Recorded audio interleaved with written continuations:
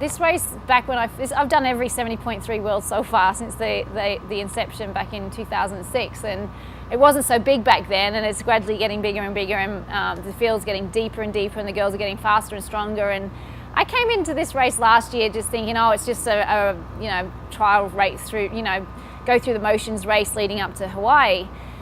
And I didn't really taper that much for it, and I wasn't really fresh at all. And I got a spanking last year.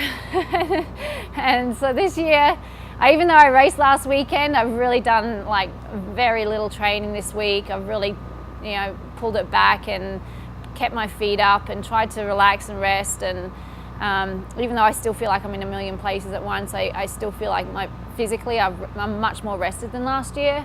But again, the level is just, it's getting right up there, and these girls were just targeting this 70.3 Worlds.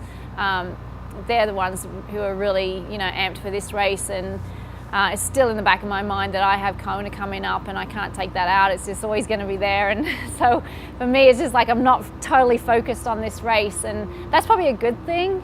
But at the same time, it's not like I'm not growling and trying to avoid, my competition here. I'm just kind of here having a bit of fun, really, and trying to win it at the same time.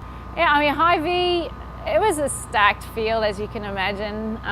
It was kind of fun, for me, very exciting, more fun than nerve-wracking for me going in there, being a long-distance athlete now. There was no expectation on me, but I thought I would do a lot better. I didn't have the best race. I suffered with a little bit of asthma, and that really put me behind the 8 ball from the get-go. It didn't really help.